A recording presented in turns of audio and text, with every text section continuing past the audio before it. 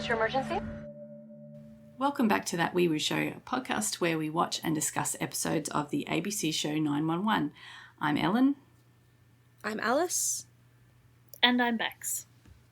Thank you to everyone who's been listening to our season 4 episodes. We are almost at the end. This episode is the penultimate episode of the season. Oh my God. Thank you so much for all of your comments and ratings on Spotify and Apple and all of that. We really appreciate the way that people are responding to this season's episodes. Before we get into this penultimate episode, though, Alice, do you want to let us know what happened last time? Yeah, so last week on 911, the 118 went on a treasure hunt. Yeah, that's pretty much it. Yeah, that's That it. was it. Yep. So this week, the 118 are going to be suspicious of everybody. And everybody is going to be suspicious of everybody. It's a very suspicious episode. Funnily enough. And the title of the episode is Suspicious. No, it literally is Suspicion. Suspicion. Actually. Yeah. Suspicion. Suspicion. To be a little bit more succinct, the members of the 118 make calls to save a bridezilla at a disastrous wedding and to a mother trapped on her balcony. Meanwhile, Hen plays medical detective when her mother, Tony, falls ill. Eddie and Christopher receive a visit from Carla. Athena uncovers a secret that Bobby has been hiding that puts their marriage on the rocks, and Maddie struggles with adjusting to motherhood. And this episode originally aired May 17th, 2021, if anyone is keeping track. And our triggers are child abuse, strongly implied to be Munchausen's by proxy, frank discussion of medical racism, fat phobia, misogyny, depiction of postpartum depression, and a jump scare from a gunshot, and I'm gonna add in a teeny tiny gore as well to go along with that. Like, not full on gore, but there is blood, so I think it needs to be warned about. There will be blood. There will be blood. We can also give a warning that for most of this episode, we don't really care about it. We don't really like it. It's not most of it. It's just the cold open, I think. Like, I like Hen's part because, like, Hen's doing things other than stalking foster carers for a change, so. I mean, I think that Hen's episode's a little bit clunky. I could quite happily, like, do without it. I don't think it adds anything. I will let the listeners know that I did motion very strongly for us just to ignore the cold open because I think it's ridiculous. I was voted down, so we are going to have to talk about it. We can fast forward a little bit.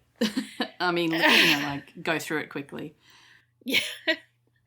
So it is a themed episode where all of the storylines are about someone having suspicions or being suspicious.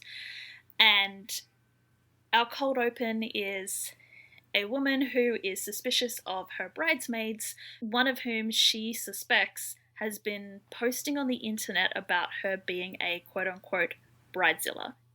Yeah, so basically someone posted on Reddit saying that the bride was a bridezilla.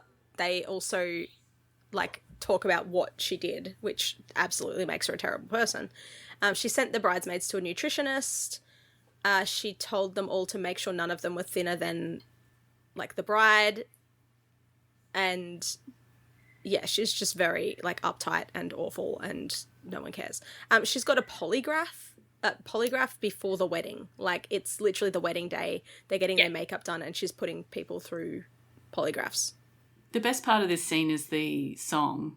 Oh yeah, 100%. Which is White Wedding. We get a needle drop, which is White Wedding by Billy Idol. Which, I mean, makes it only mildly any better. At least I'm not fast forwarding all the way through it. I'm at least sticking around to listen to the music. The reason the 118 are called is because the bride is continuing her interrogations of her bridesmaids. The polygraph machine had previously been in, like, an ensuite bathroom, but she drags it into the main suite and plugs it into an already very overloaded power board which apparently does not have circuit breakers in it. So she plugs in the polygraph machine and she immediately gets electrocuted. Everything that's hooked up to the electricity in the room explodes, catches on fire, and that is why the 118 is called. The white curtains catch on fire. That's Yes. why you should buy surge protectors, people. Yeah. Well, I thought power boards had, like, those built into them. Some do. Not all of them, yeah. Yeah. Old ones don't. But, like, our power, like the power at my house, has a circuit breaker in it. So it's not a surge protector, but it does have a circuit breaker. So if something gets overloaded or... I think Like- all houses Yeah. do. Yeah, that's what most Oh, yeah. houses should have. I'm constantly tripping mine. I don't know about America, though, because who knows? You can still... we have a surge protector power board thing that my washer and dryer was plugged into, and it kept tripping all the time. So I'd like go in there, I'd put the washing on, and then because the power trips out on it, it would just turn off mid-cycle, and I wouldn't know because it doesn't Oh, beep to tell me that no. it's finished. And then I'd go back in there and like, this is still Oh, full no. of water, and it's been sitting there for like 2 hours. Oh, no. So, it took me ages to remember. Like, you know when you think, I've got to get that next time I go to the shops, and then you just, at the shops, you Yes. do not remember. Like, Yeah, I should, that's my life. And I even think I should write myself a list, and then I forget to write a list. So eventually What I've I got a started new doing, power because board, and it's fine now. I shop online, like we order click and collect most of the time we go shopping now. And so if I think, like I need to get this, I'll just add it to the cart. Oh yeah, well, And then, that's a good because Mum and I idea. share a grocery, like a Woolworths account as well. So then we, like whoever wants anything, we just throw it in the cart, and then whoever's actually doing the order, it's like, do you still want this? Yep, cool. That's a great idea. Anyway, this apparently chick there gets were electrocuted. No. Yep. And when when the 118 come in and kind of get her awake and sitting up again, she's just like, her hair is like, it's like a cartoon of someone being electrocuted, you know, like her face is all covered in like soot basically, and like her hair's sticking it on end. I don't know if that's what people who really get electrocuted look like, but And she's famously missing an eyebrow as well. I mean, my dad's had electric shocks, but he doesn't have any hair, so so you can't tell if it's I can't You verify can't this. Yeah. The resolution of the person shitposting about the bride, turns out it was her mother.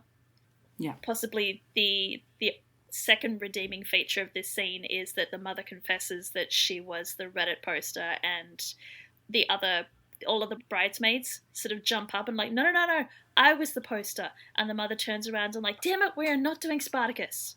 I actually am like- trapped by bridezilla 100%. I do love, like, I have a soft spot for the Spartacus joke. I don't know what, Yes. it just cracks me up. Every time I see it, it cracks me up.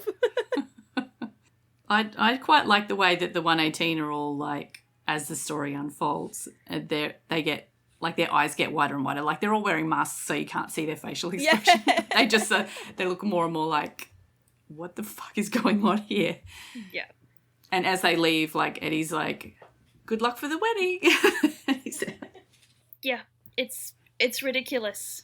Yeah, she's determined to go on with the wedding, and everyone else is like, no, you kind of need to go to the hospital now. And I think it kind of comes to a head when she realised the dress is all burnt. Yeah, So- she is determined to go ahead because she can just paint an eyebrow back on. She can get her makeup fixed up, but Bobby points out that the fire that burned the curtains also burned up her dress. So her beautiful white lace dress is now, I think it's a gorgeous grey-black kind of look. Yeah, it's not completely burnt to a crisp. No, I think just it looks quite pretty now, but it's not what she wanted, and her screams of horror are take us to the title card, and we're finally And finished. What was the point with of this scene? it? don't know. It wasn't. It's simply because she was suspicious. She had suspicions. It goes She with had the theme. suspicions. That's the entire point of it. So after the title card, we go to the Wilson household, where, did you remember that Hen went to med school? Like, she's studying to be a doctor, because we haven't heard about it for, like, ages. That's except right, we this haven't. episode. Committing crimes. She's been so busy she hasn't studied, which is why she's now got Luis and Sydney over to help her study, because she hasn't studied all season. I'd forgotten about these two as well. And when they popped up, I was like, oh, it's those guys. That's right. It's like the writers got to the end of the season. They're like, shit, we've still got to finish that storyline. I mean, she has been studying. Remember, she was walking around with that big textbook like a couple of weeks ago. Yeah, true. I forgot the very prominent giant textbook that she walks out into the living room with. Yeah. Anyway, they're studying. They're having a discussion about symptoms and diagnoses. When Tony walks in, and she's going to a farmer's market. Apparently there are no kids, so it's just the which is excellent, because then we don't have to worry about Karen or Denny in this episode, because they're off at Karen's brother's. I'm sure they've got something to be suspicious about too. But they're not here, so they've got their own suspicions, but we're not worrying about those. we don't know. They couldn't afford Karen this episode, so she's just not here. Too much special effects, huh? Well, there's not really special effects, it's just makeup. Anyway, we're getting ahead of ourselves there. Yeah, she's going to the farmer's market. She's going to bring them back a treat. But as she walks out the door, her back, there's this cracking sound, and she's like, oh, my back. And they're like, you okay? You okay? She's like, oh, my back's just acting up. But she still goes to the market, and Hen just watches her go, looking very worried. From the Wilson house, we move over to the Athena residence, where I could not remember the name of this game. It's not charades. Is it Pictionary? Yeah, I guess. Yeah, she's drawing a picture, right? No, So but it must be charades you don't Drawing a draw. picture? Charades you just act it You out. So mime, it's whatever yeah. whatever the game is where you draw pictures and have people try to guess. Oh, then yeah, that's Pictionary. That's Pictionary. Honestly, I missed the start of this scene and couldn't bother going back. So, cool. Yes, the actual game of Pictionary, you have like a small paper, like a pad, and you sit right next to your partner and you draw. Like this is like this is TV Pictionary, because this is Bobby's whiteboard that he's repurposed into a flip pad thing that they can draw on it, and then there's more paper underneath. Yeah. No, I think it is just a whiteboard. I have a feeling it's one of those magnetic whiteboards that you can draw on and you can also, like, stick things to. But yes, I loved the reappearance of the treasure hunt whiteboard. Yeah, but it sounds like they've been using it quite a lot, because Michael apparently is always partnered with Bobby when they play this. This is so funny. That's the thing. It seems like they've been playing Pictionary for ages. Where's Bobby? I need my partner. Yeah. And David's like, I thought I was your partner. Yeah, and Michael's like, you like in life, you are my partner. In this game, I need Bobby. Yeah. Yeah. So they're playing Pictionary. The kids are kicking everybody's ass. Michael is pouting because he needs Bobby. David is pouting because Michael needs Bobby. Athena is telling David, it's for your own good. You do not want to be partnered with him. Trust me. So the man of the hour comes racing down the stairs. He has come from a lunch, which apparently ran late. And a lunch with someone from work is what he said to Athena. Yes. It went long, so he is quite happy to jump in and join them from the game. He just has to take a shower first. Yeah. And which Athena's is like, what? Very weird. Because, like, there's a shower at the firehouse. So I would assume generally he showers, gets changed into a civvies, and then comes home. But it sounds like it's like his off shift. But so he shouldn't be at the firehouse, and like what kind of lunch is he having that he needs to shower directly after that he needs to shower, exactly. Like, it's super weird. That it's suspicious, wouldn't you say? I don't have enough alcohol with me. Okay, so we've set up Athena's storyline. let's get back to Tony, who has made her way to the farmer's market and does not really seem to appreciate the wonders of a Californian farmer's market. Nope. She's like side-eyeing every stall here. She's like... Pretty much. The guy's trying to sell her wheatgrass. She's clearly not used to California at all. No.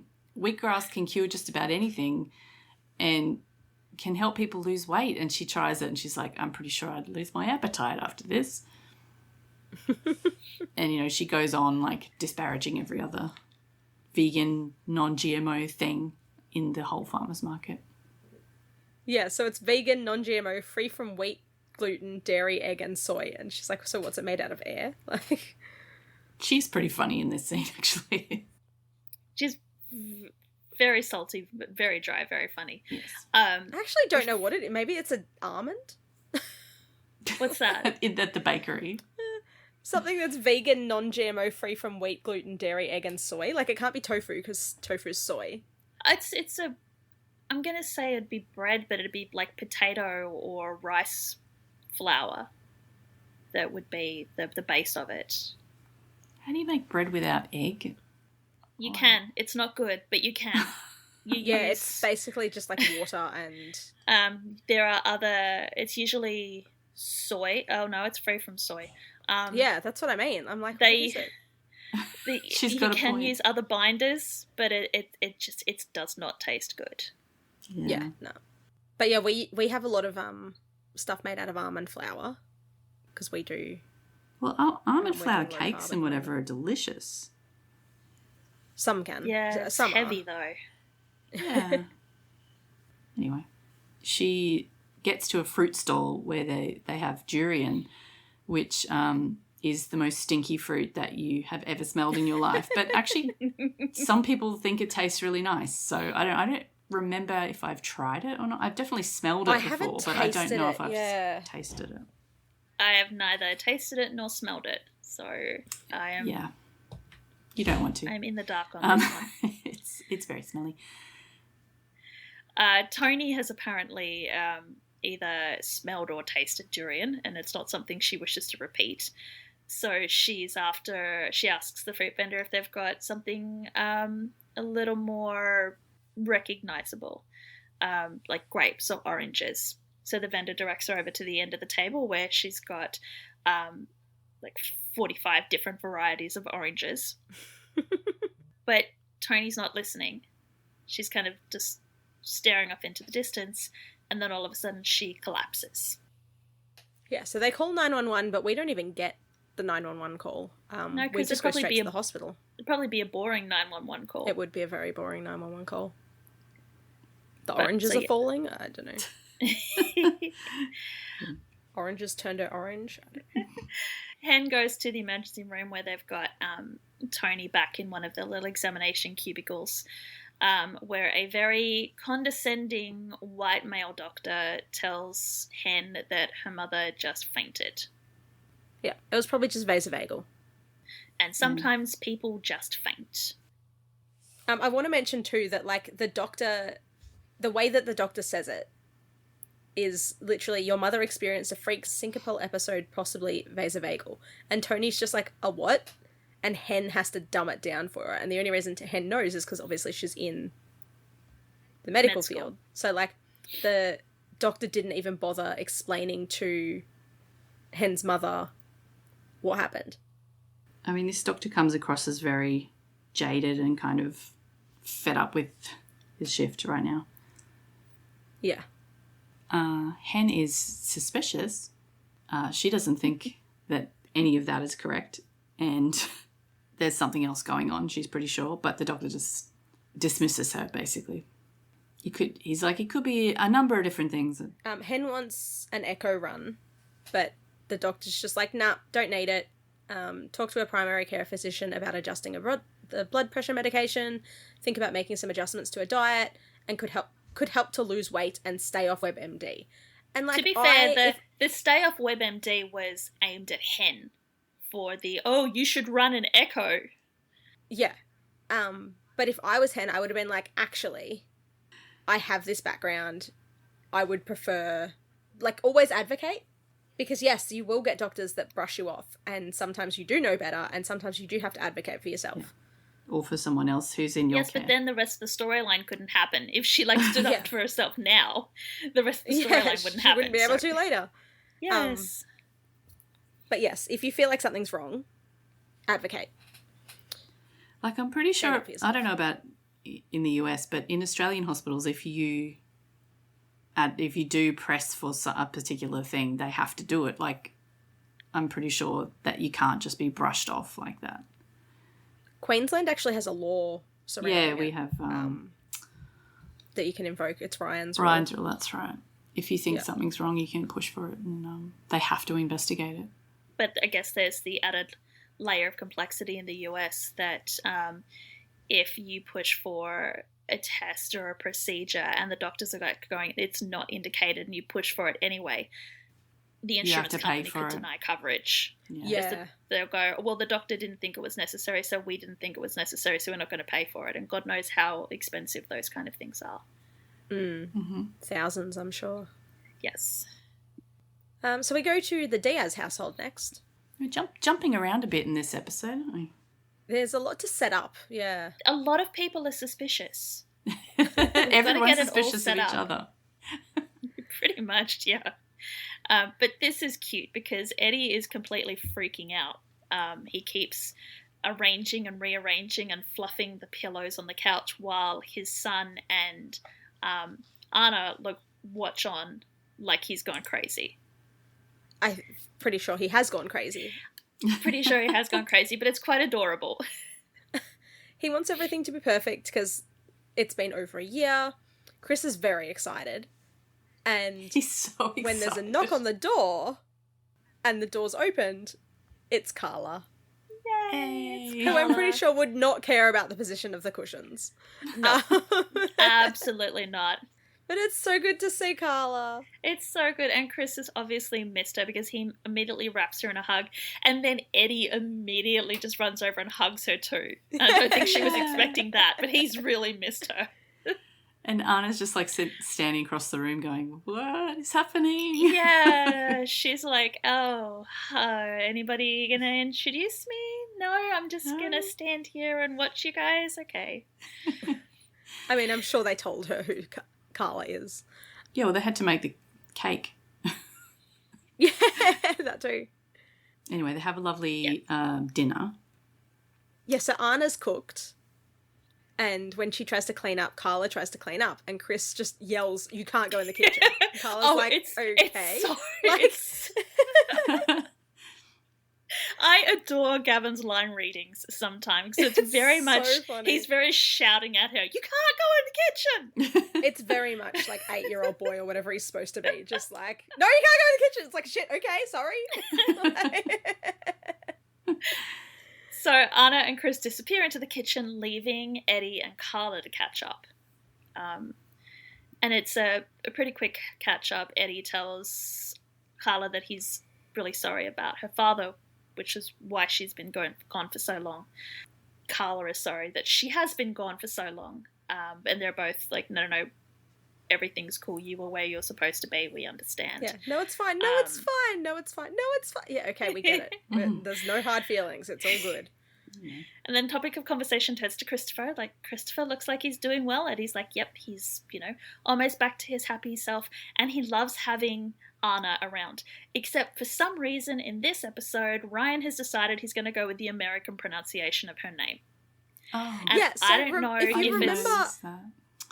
I think we mentioned the first episode that Anna was in where we couldn't decide how to pronounce it. Yes. And apparently we it's watched clips because and we're Eddie just can't like, decide how to pronounce it. It's because Eddie doesn't know how to pronounce it. So he pronounces it different every time he fucking says it.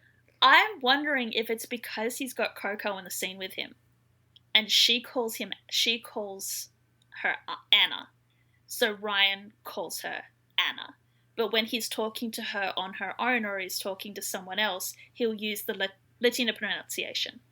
Yeah, Latina. But remember the scene that I watched was to check. It was just Eddie and Anna, and he still pronounced it Anna, and I was just Okay. like, what the fuck is happening? Anyway, All right, so so Eddie doesn't know what he's doing. Ryan doesn't know what the fuck he's doing. I'm going to stick with the Latina pronunciation because I think that's her name. Yeah. So. Miss Flores is, let's just go with Miss Flores. Carl asks about how Eddie feels about young Miss Flores. And Eddie's like, yeah, it's nice, it's easy. It's like, that's okay. Yep. That's, yeah. That's not exactly like a ringing endorsement or a massive a romantic declaration. It's nice, really. Yeah, be careful how loud you say that, because if she's just in the other room, like. Yeah, I know. She's like, what the fuck? Yeah, and Carla gets it straight away. Carla says that yes, she is nice. She actually says that she's lovely. But even Carla's nicer to Anna than Eddie is. But just make sure that you are following your heart, not Christopher's. And like, I understand what she means. She's like, just don't stick with this woman because it makes your son happy. But I'm putting my clown makeup on and I'm like, Carla, what do you mean by that? Like, what do you mean what do you mean follow his heart? I'm going to take the makeup off now. Are you channeling that one episode in Supernatural where Buck's mum tells... Buck's mother? Buck's mum tells Dean to follow his heart. Yeah. And also Eddie goes, oh, we had this treasure hunt thing and Anna wasn't around when I needed her, so, I had to go and, like, make some deal with Taylor Kelly, and it was shit. Buck and Taylor Kelly were flirting and it made me angry for reasons I can't explain. Yeah. But before Carla can explain what the hell she's talking about, Chris and Anna appear with 2 cakes. Birthday cakes for Carla because they missed Carla's birthday for the last 2 years. So they're making up for it. Aww.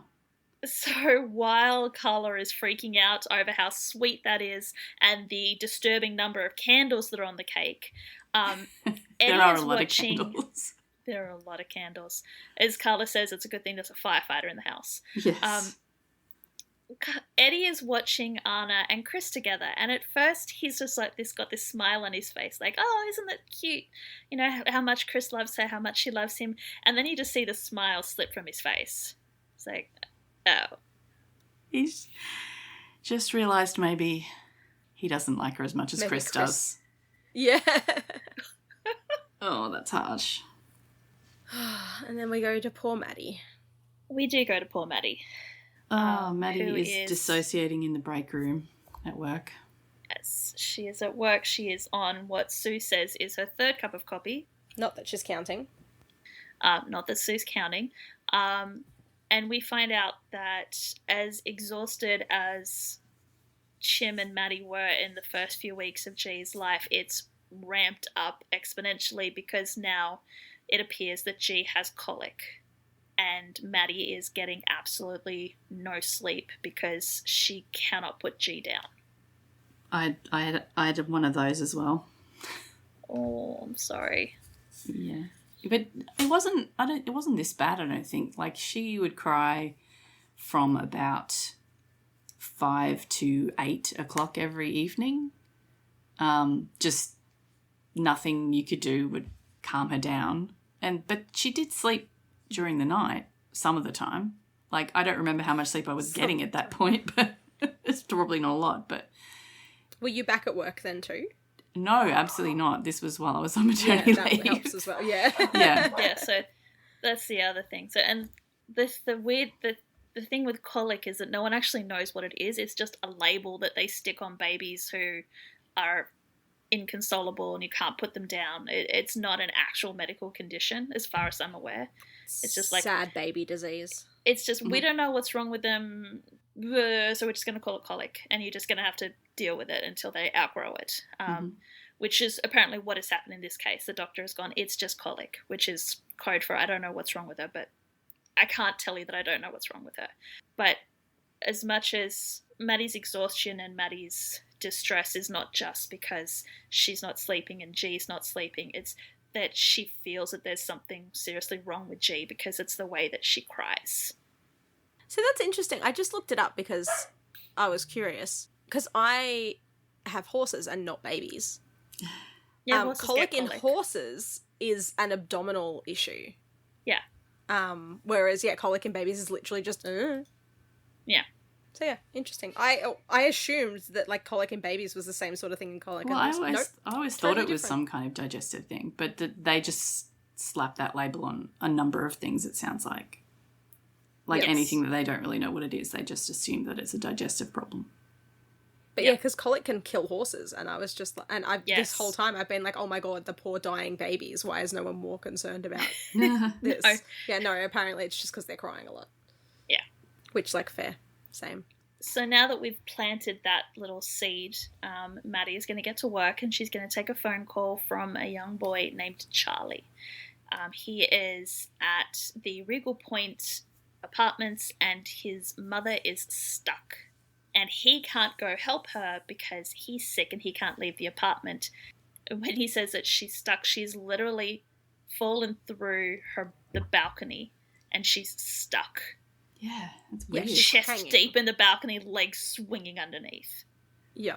Actually, it's funny in this scene, I was watching it again the other day, and my husband walked in the room and saw this woman in, because the way the balcony is, like, it looks like it's got paving on it, like it's got, like, around her is like pavers kind of thing, and he's like, did she get buried in the road? Like, how is she stuck in the...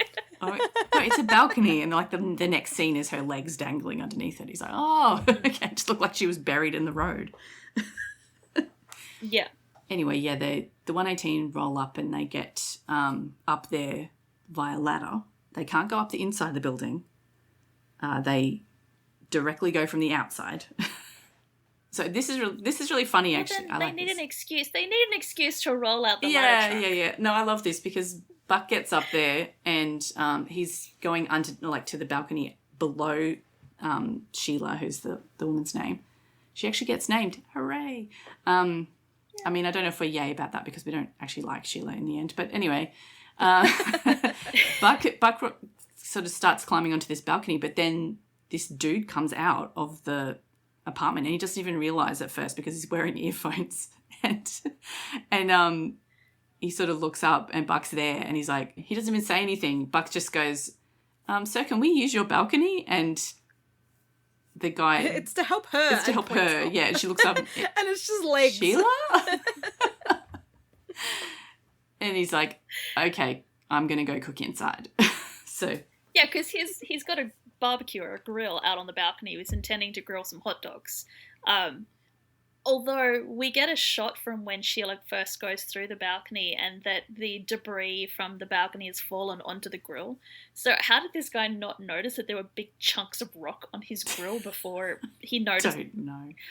He wasn't paying Anyway, attention, that's fine. there's Look, so much in to this be episode fair- that's for the drama, but... To be fair, my dad, like, I got Mum to pick me up like a slab of bottled water the other day, and I went to collect it from the house, and Mum's just like, no, your dad already brought it down. Could not find it anywhere. Literally looked everywhere. This is the morning that I had to get up at 4 a.m. Mm-hmm. So I'd had like no sleep. Could not find it. The next morning I walked out, I was literally just outside my door. Oh. Like, to the point where I was like, Dad, when did you bring that? And he's like, when it got home. Like, Thursday afternoon. And I'm like, oh, yeah. Okay, Could so not you've see been it sitting until there Friday outside the door afternoon. for So you're I saying, don't blame him at all. You're saying his obliviousness is not... Yeah. Okay, cool. Totally feel that. Right, so with Buck and Bobby on the balcony underneath Sheila, Eddie is then cleared. They reposition the ladder and they send him up to Sheila's balcony so that he can secure her. So he climbs up and then Joey Tribbiani's her. He's like, hey, how you doing? He's like, very chipper, Are actually. you... Is he actively flirting It with does her? sound quite flirty. Because Sheila responds like, I know I put on a few pounds over quarantine, but I didn't think it was that bad. And Eddie's like, yeah, from the looks of you, I don't think you have anything to worry about. I'm like, sir. It's very flirty. Okay, good. He 'cause I just thought I was going realised that crazy. he doesn't actually like Anna all that much. So, now he can turn the charm on with everybody else, right? Because I wasn't sure whether this is like Eddie just Eddie is not Buck. Like, Buck flirts with everything that moves, and he's not actively flirting. That's just Buck's personality. Eddie has to work for it to be flirty because he doesn't know how to flirt. He's terrible with women. So this is such an interesting scene that suddenly he's like oozing charm. Yeah, he's very charming. So he is going to secure Sheila with the rescue strap, and Buck and Bobby underneath have like this sheet of plywood ready to catch her if the balcony does give way and she slips through the rescue strap. But Eddie... I'm not sure how effective that would be if she fell through, like, wouldn't... Yeah, anyway, it's for the drama. It's fine. Totally fine. Yeah. We're not worried about Sheila at this point. Sheila is not the important thing. The important thing is Charlie, who is watching all this from inside the apartment. Mm-hmm.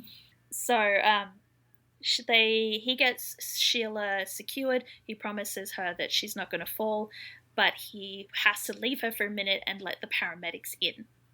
So he climbs into the apartment, says hi to Charlie, and then goes to let Hen and Chim in.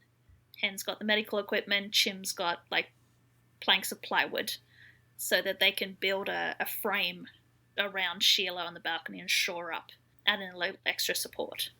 Yeah, I guess they must have worked out that it's just the floor of the balcony that's the problem and not the actual whole balcony is about to fall off, you know. Otherwise they wouldn't bother with that.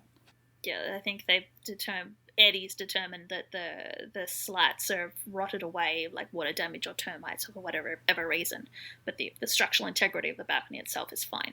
Yeah. So Buck and Eddie get hooked up to safety harnesses and safety ropes. They go out. They start chipping away at the hole so that they can widen it, so that they can lift Sheila up and out and get her into the apartment so that they can assess her. Because Chim's noticed that she's sort of actively bleeding from her legs, and they can't do anything about those wounds until they get her inside, which they do. Yeah, they pull her up. Be awkward otherwise.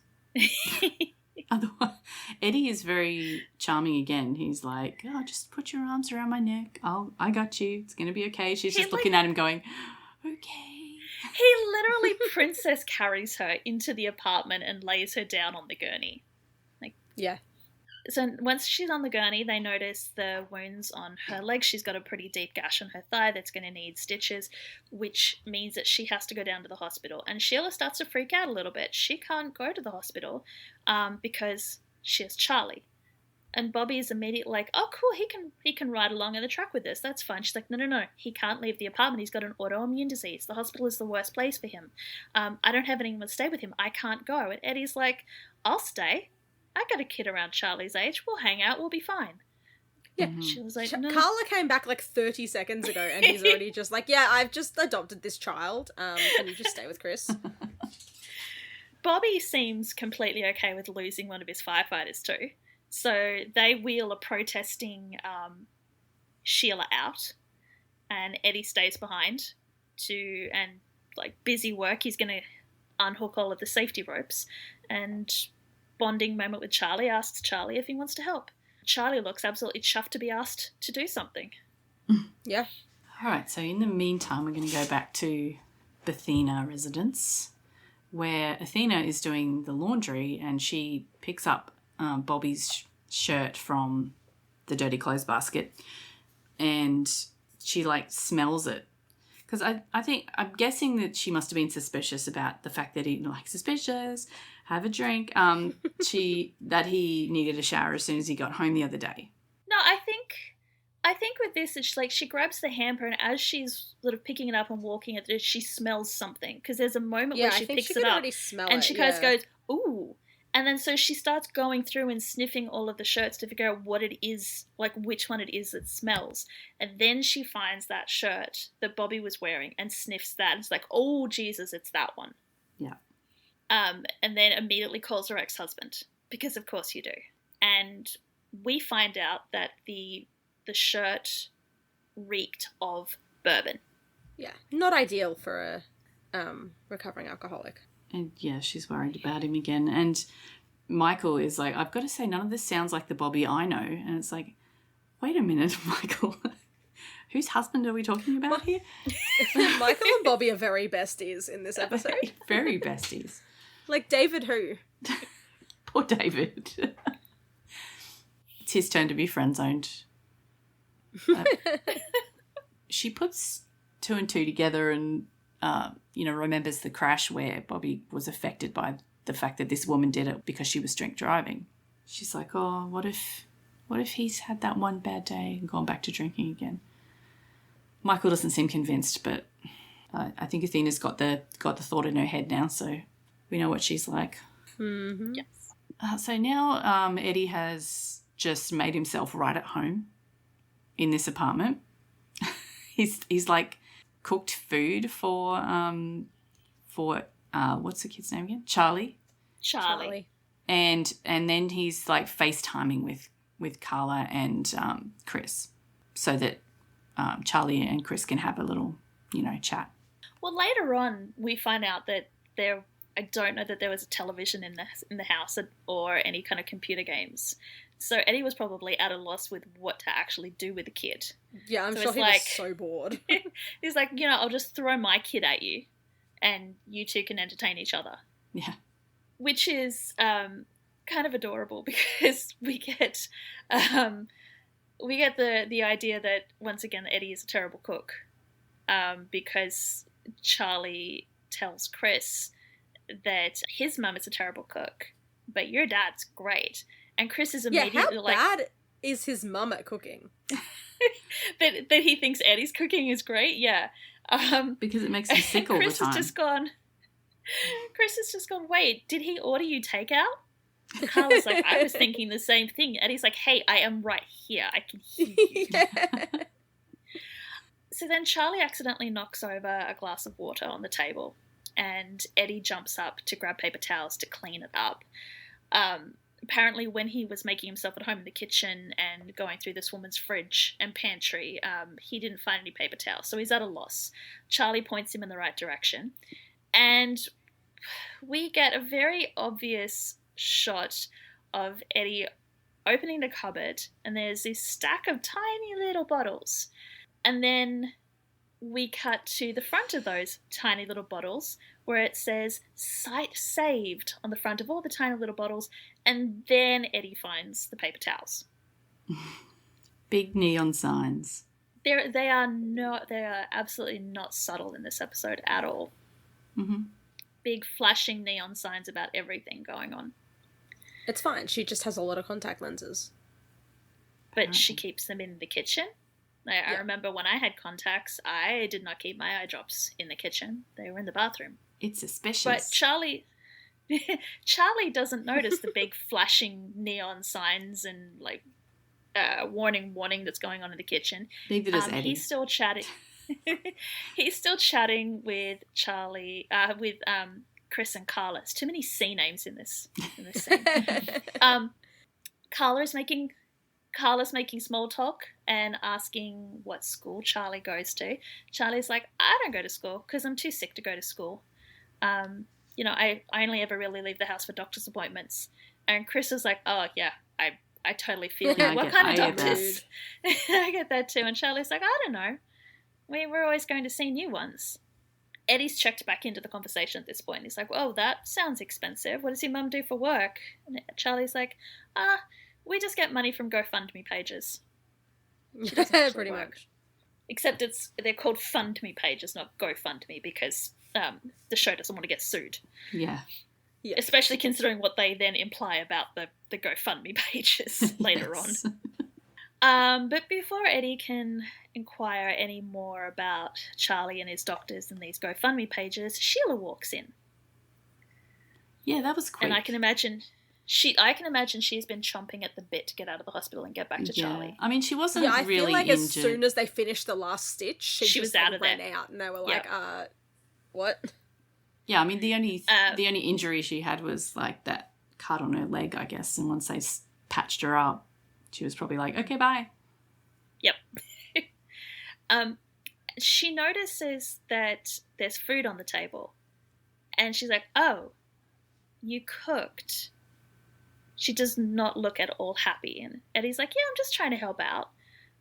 She's like, no, Charlie has a very sensitive stomach. And Charlie goes, I don't feel sick at all after eating Eddie's food. It's like, ow. Thanks, kid. I will mention this bit just because it's adorable. He then points to the phone that he's talking to Christopher and Carla on. He's like, this is my new friend Christopher. And then Christopher's line is literally, it's, hi Charlie's mum, bye Charlie's mum, bye Charlie, bye dad. Like, all in one sentence. Which is very cute. Yeah.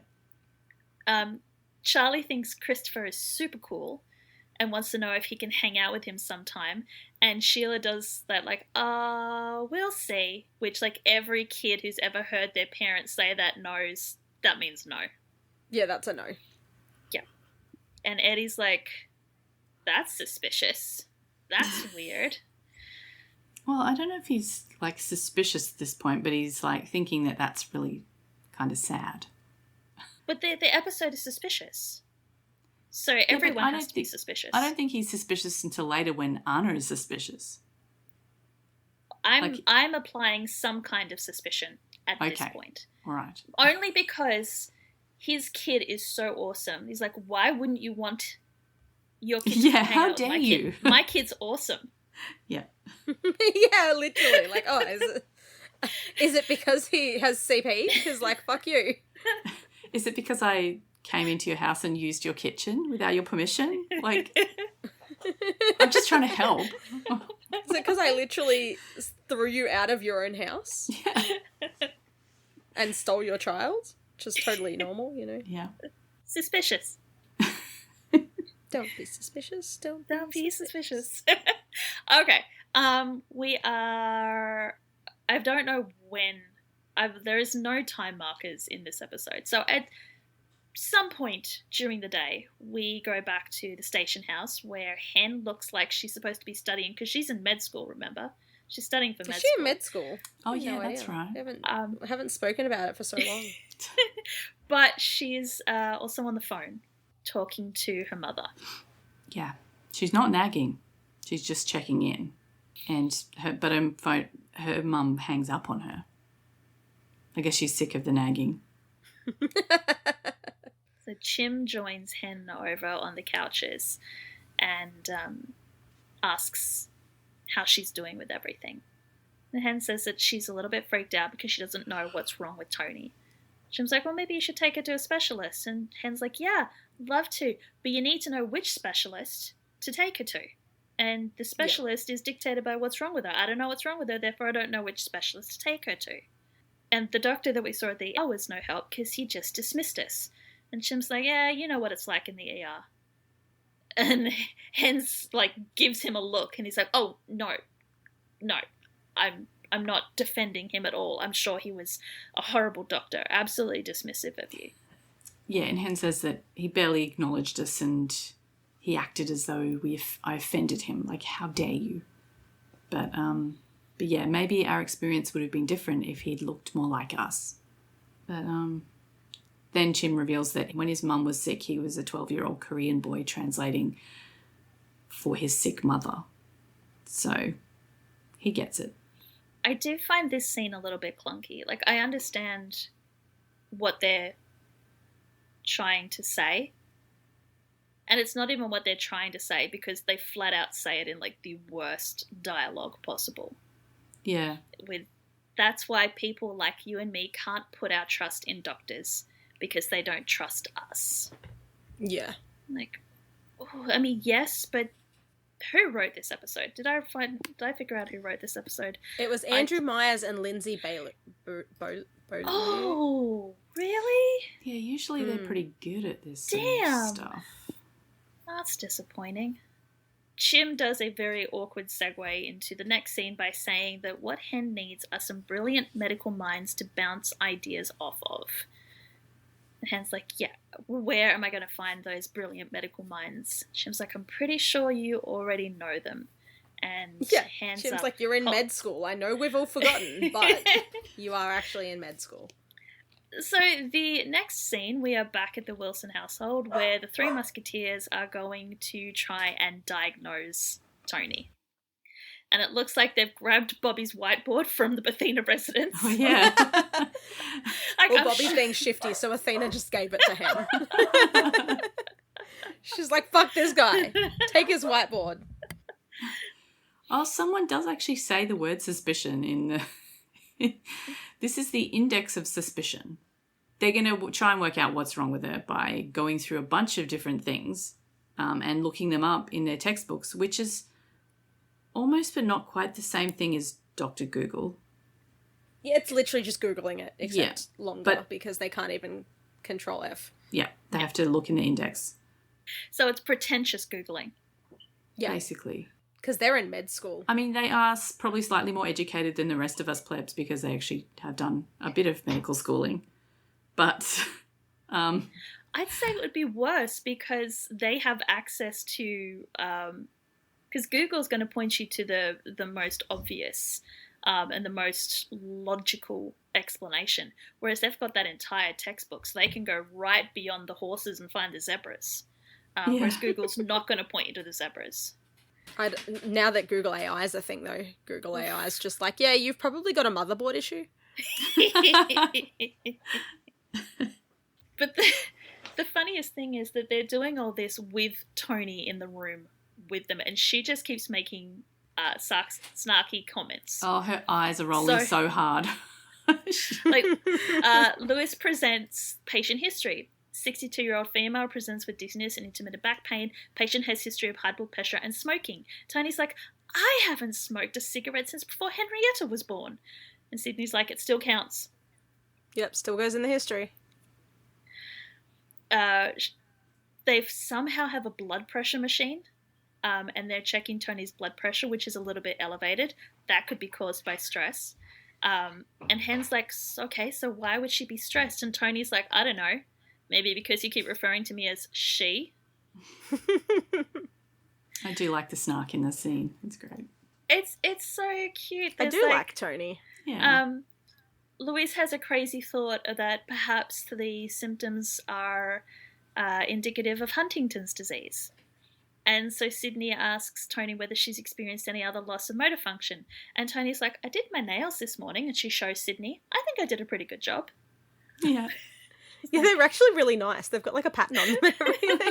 Which is very, very, very indicative of her having very good fine motor function. So it's not Huntington's at this point. But they like cross a whole bunch of stuff off the list and remove all their post-its.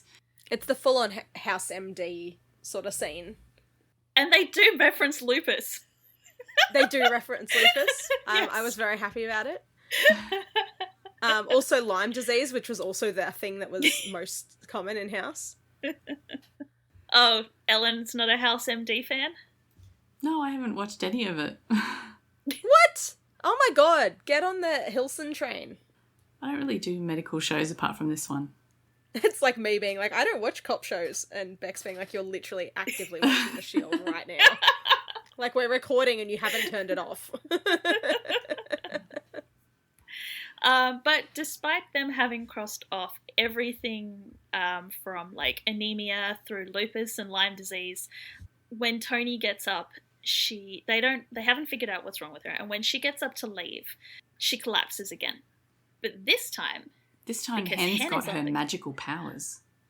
Yes, and she immediately starts checking Tony's abdomen and picks up a pulsating sensation around her navel that is definitely cardiac, and assumes that it is her abdominal aorta. That's a mouthful. Yeah, an abdominal aortic aneurysm. Yeah, so Sydney has apparently picked up Hen's magical diagnosing skills as well, or maybe just because she's super smart. She immediately goes to a AAA, which is an aneurysm of the abdominal aorta. And they got to get her to the hospital. Because if that aorta ruptures, it's like game over. Yeah. Yep.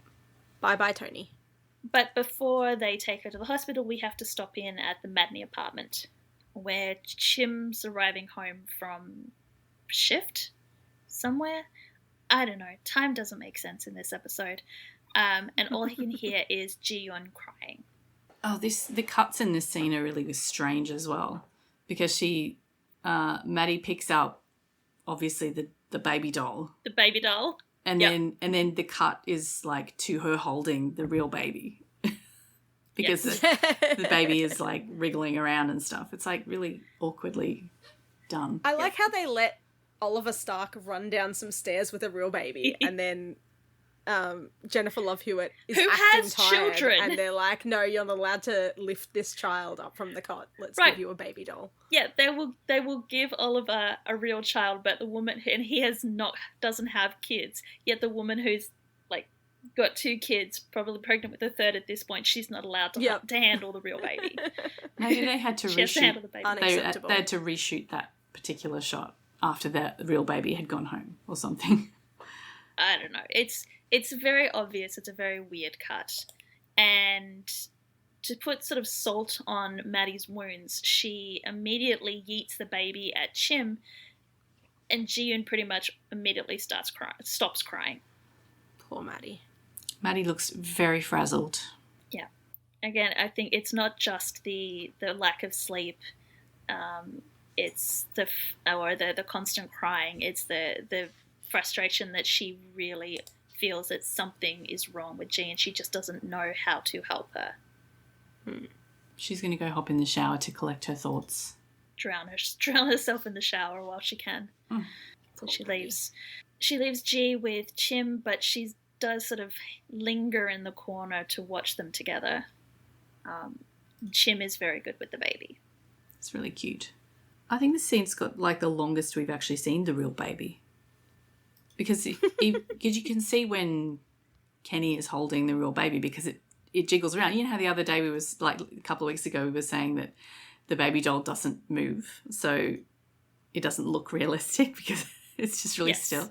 But yeah, this bundle is actually wriggling around as he's holding. So, and he's holding it as if he is holding a real baby. There is weight and intention to his posture. Yeah.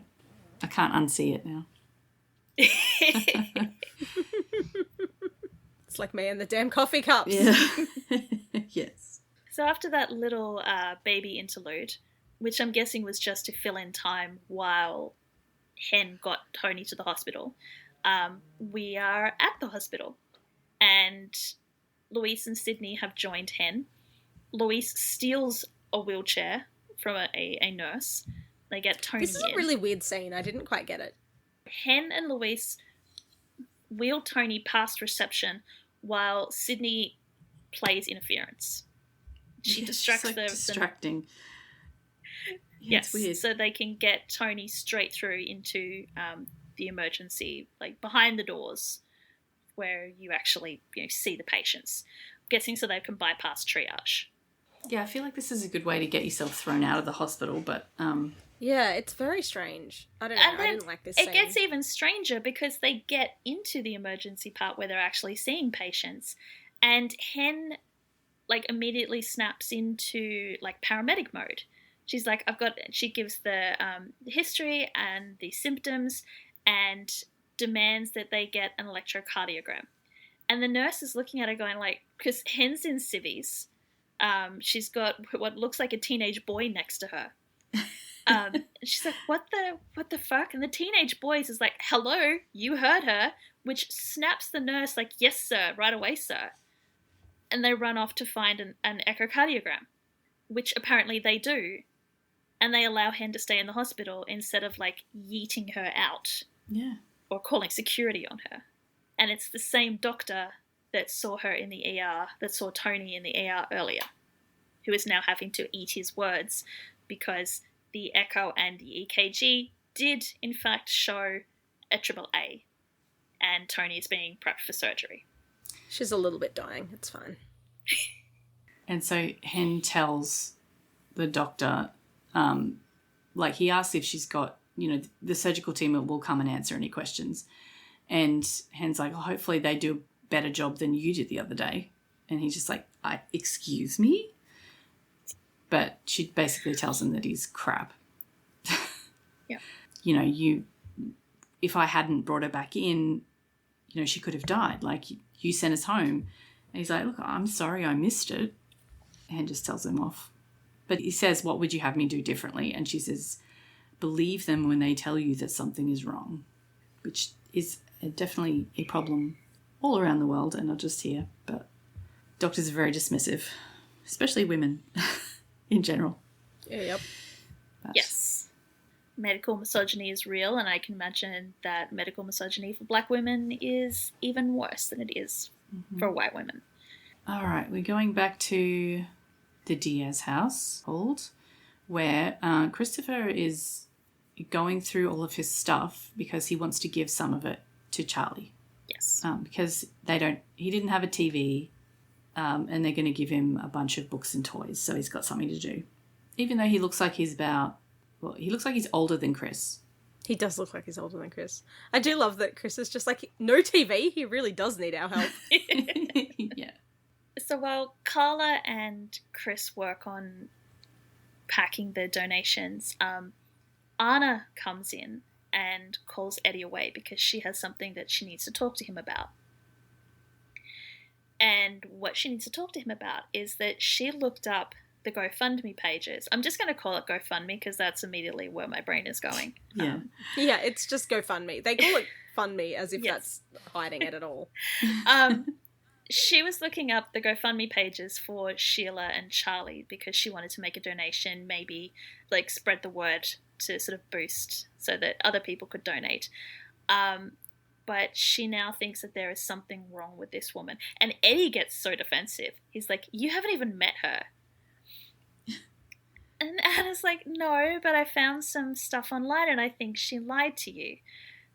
Yeah, at least Anna knows how to use Google. Well, she wasn't the one who like locked all of the electronic devices in a Faraday cage after a coffee machine scared her. So Exactly.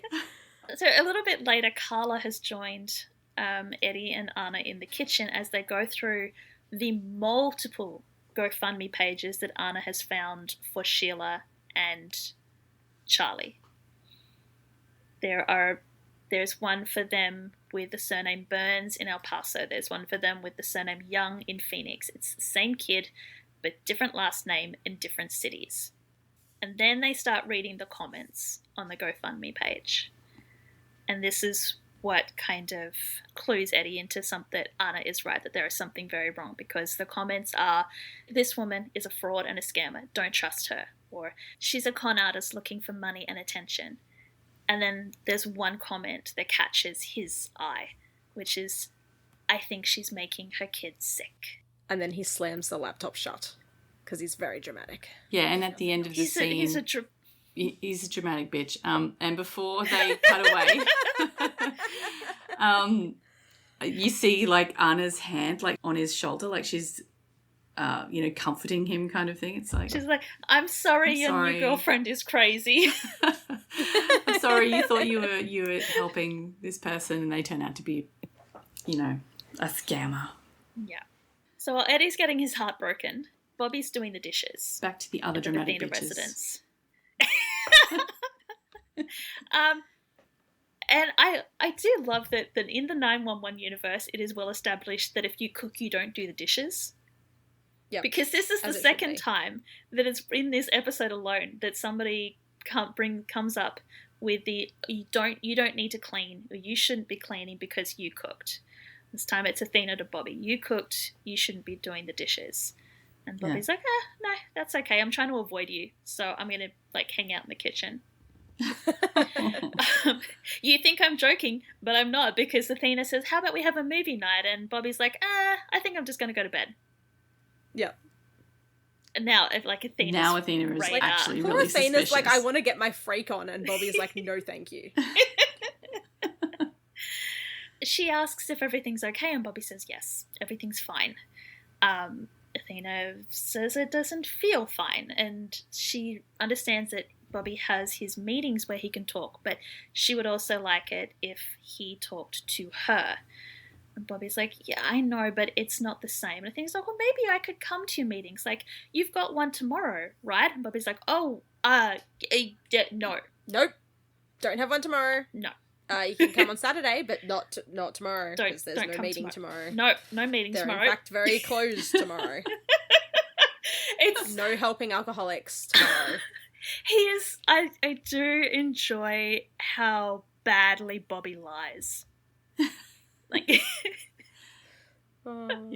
he is just so obviously scrambling to cover up something and doing a very bad job. You don't have to be like Athena's like, ultra suspicious to realize that something is going on right now. Mm-hmm. But he also thinks he's doing a really good job of covering it up, because she's like, okay, fine, I won't come to the meeting tomorrow. I'll come to the one on Saturday. He's like, great, good night, and like runs out of the kitchen. I hate this storyline, but I do enjoy watching Peter and Angela interact. Yeah, same. They do work together so well. All right, jumping around again, back to Hen, and she's talking on the phone. She's still at the hospital, but she's talking on the phone to Karen, and Karen's obviously offered to come home and, you know, to be there. And Hen's like, no, you stay there. I'll call you when I have an update. And Sydney is there still as well. And Hen's like, you don't have to stay. Sydney's like, no, it's your mum. So that's nice that they've, you know, they started out, it's like enemies to friends kind of thing here. To lovers? No, let's not have another cheating scandal for Hen. No cheating scandals. But they started out so like with so much animosity, and now they're like, you know, they're besties now, so it's fine. This surgeon arrives looking for Hen. And here's the thing. Hen is outside the hospital. She's sitting like out by the front doors. And I know that there is like the trope of you are sitting waiting for your loved one and the surgeon comes out to tell you that the surgery was a success or whatever. But normally when that happens, you are either in a waiting room or you're sitting kind of in the hallway outside of the surgical ward. You're not outside the fucking hospital. Yeah, Hen's literally just outside. Has this surgeon been running all around the hospital trying to find Hen so she can give her the update? Where's the woman that yelled at us earlier? Because I need to find her. But it's all good news. The surgery was a success. Tony is fine. She's going to make a full recovery. And Tony, who is awake now, is grateful to the doctor, but she's more grateful to Hen for saving her life. And she tells Hen that she's not going to be around forever, so she needs to say this now in case she doesn't get a chance. And Hen's like, Ma, that's really morbid. She's like, just hear me out. She tells Hen that she knows that it's a struggle for Hen to work and go to school and have a family, but it is worth it because people like Tony need doctors like Hen. So she wants Hen to promise her that she won't give up the dream of going to medical school. Yeah. Hen promises she'll do that. Which is always a really dicey thing to do in these kind of shows. Anyway, we'll moving see on. how that goes. Like, it did feel like they put a lot of emphasis on that, so, you know, I'm just side-eyeing this one. We don't want to spoil anything, but okay. yeah. But yeah. But seriously, doctors and police and firefighters should never promise anything. Yeah, literally. Because that's just how it works. They promise something and it never works out. So no.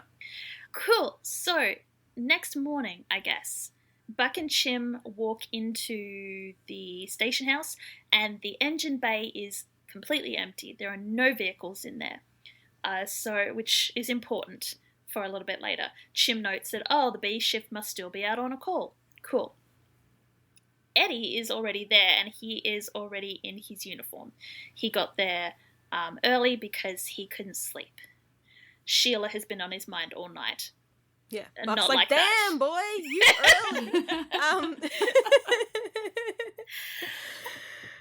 early. Anyway, yeah. So Eddie explains that the kid's not sick, not really, and the mum's been making him sick probably for years. And this is where they mention, like Chim mentions Munchausen's by proxy. Was this? I was gonna look this up and totally forgot. When did the Gypsy Rose document, thing come out? After this. But I'm pretty sure that every medical show that has ever existed has done a Munchausen's by proxy episode. So it's well cemented in the general audience's consciousness of what Munchausen's by proxy is. Mm-hmm. The documentary about it had come out earlier than this. Oh, it had? Okay. Yeah, 2017 was the documentary. I'm trying to... No, and the act was 2019. So yes, Gypsy Rose was very topical at the time. Like, not super early because it finished like 2 years before this episode came out, but like everyone knew about it. Well, they don't really like explain it in as many words as they might for something that in this show usually. when they find some terminology that people aren't going to know, they usually spell it out pretty. Exactly, yeah. Anyway, he sort of explains, how they'd been moving around and whatever. So, like, Buck's like, what is she poisoning him with? Yeah, funnily enough, Eddie goes straight to poisoning as explaining why Charlie is sick. And Buck asks, poisoning him with what? And then the show very helpfully flashes back to Eddie has like a red flashing neon sign. He has like a mind palace moment where he just like flashes right back. He saw the eye drops in the kitchen. Apparently tetrahydrozoline. I can't remember how he pronounced that. Anyway, we'll leave the active ingredient. Tetrahydrozoline. Thank you. It could be lethal if it's ingested, but it doesn't show up on a toxicology test, so she must be dosing him just enough to keep him sick. So they jump in a car. Yeah, so social services are coming here to take a report, and they do have, like, the Buck's little exposition, why would you do that? And Jim's like, sometimes it's against sympathy. And Eddie's like, to make profit. I found multiple fund me pages, because she's conning people out of their money. Funnily enough, I think that's what insults Eddie the most. It's not that she's making the kids sick, it's that she's doing it for money. Yeah. And I kind of wonder if they had gone with a little bit more of a complicated storyline and gone, she's doing it like for the sort of the traditional Munchausen's, which is a mental illness where you are making someone sick in order to gain attention and accolades, and whether he would be as angry about that as he is about the fact that she's just doing it to get money. I mean, I think he still doesn't like kids being hurt, but 100%. But it's very interesting that it's like, it's the profit that he seems to be upset about. But before they can like go into it any further, he gets a call from what appears to be an unknown number, because he sort of looks at his phone and sort of looks at Buck and goes, like, who is calling me? I'm like, Buck's not going to know. Just answer it, dude. Eddie's just shocked that someone's calling him that's not Buck. He's like, why is my phone ringing? Buck's here standing in front of me. Who else calls me? This also kind of confirms that Eddie is older than Buck, because he does actually answer the phone, whereas I and Buck would probably just be waiting for our phone to ring out and or frantically Googling the number to see if we can figure out who it is. Oh my God, the amount of numbers I Google. Yes, I do too. I've had to answer the phone all this week. It's been awful because I've had to speak to the vet every day, and it's just... I'm sorry. The horror. Eddie apparently doesn't have phone phobia, so he answers the call, and he just answers. It's Charlie. I don't know how... How did Charlie get Eddie's number? I don't know. No. Because the thing is, he's not even calling from like a mobile phone. He's calling from a landline. So you can't even say that... So I'm guessing Eddie might have written it down. It doesn't matter. It's for the drama. For the drama that Sheila is on the floor in the living room, seizing, choking with an empty bowl strategically placed next to her. And Charlie tells Eddie, I think I did a bad thing. Oh, no. Yeah, he full on goes, oh my God, I blanked on his name. Hang on, give me a second to... Okay. Yeah, he full on Chris Isaacs. He did a bad thing. Oh. Oh, that's where you were going with that? Oh my God. Okay.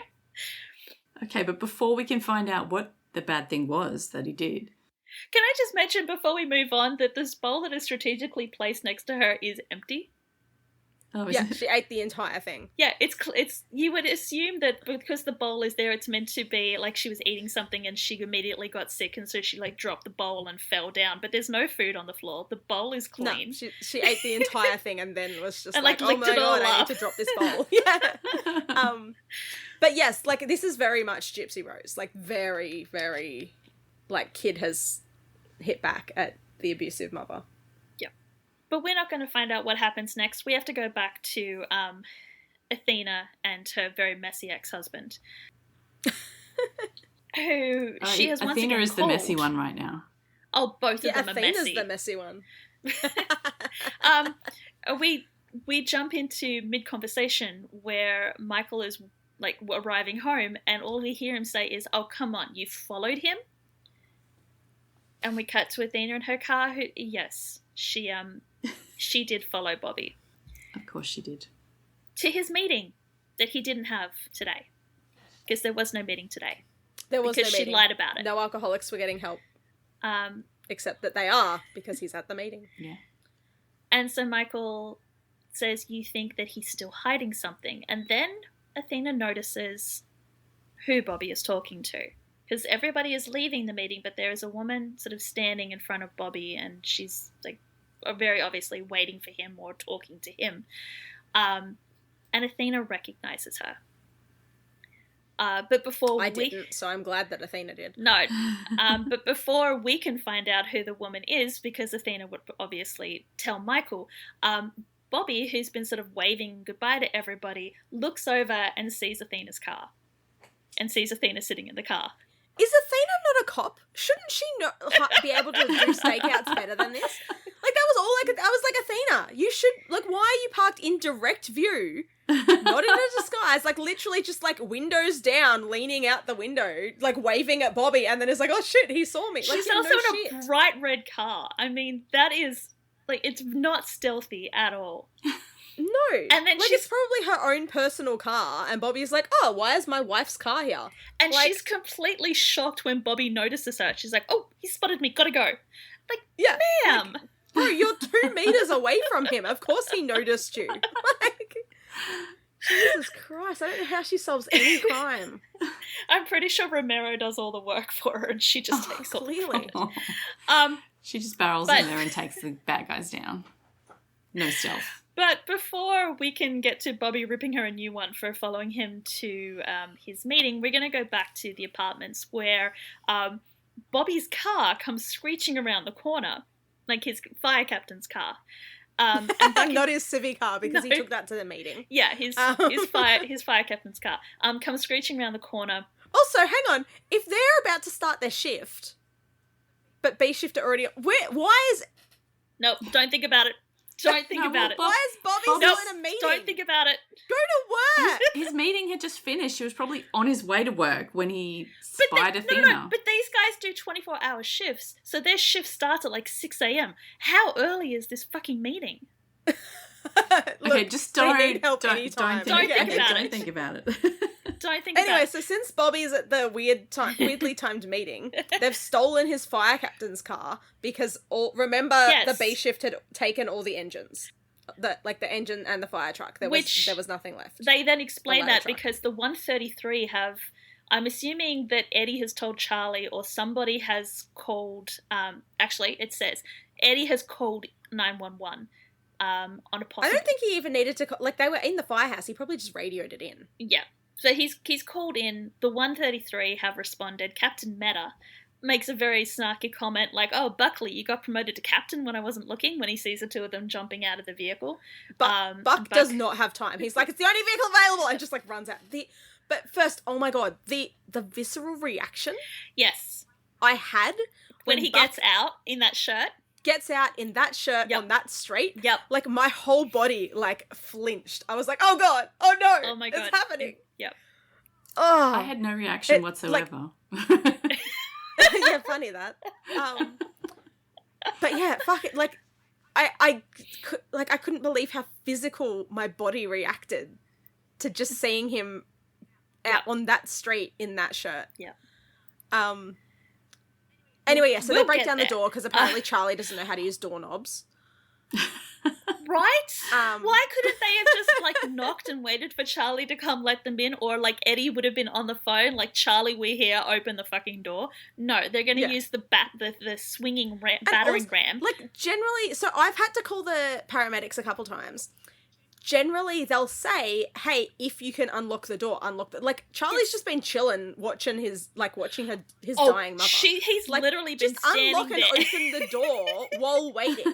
He's What the fuck are you doing, Charlie?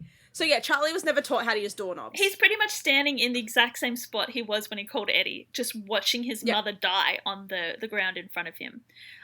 He's made himself popcorn. It's really weird. So Buck, Meta, and the 133 paramedics and Eddie burst in.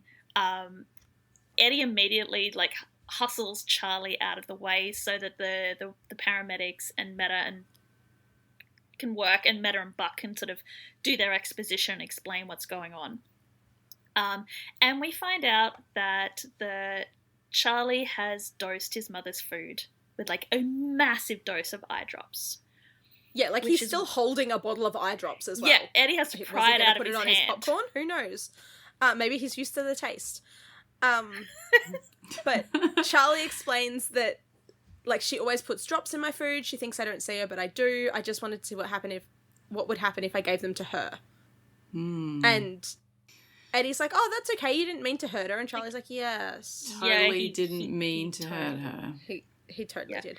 And Buck's like, oh, yeah, by the way, the kid needs treatment too, because same kind of poisoning, but smaller doses, but for a really long time.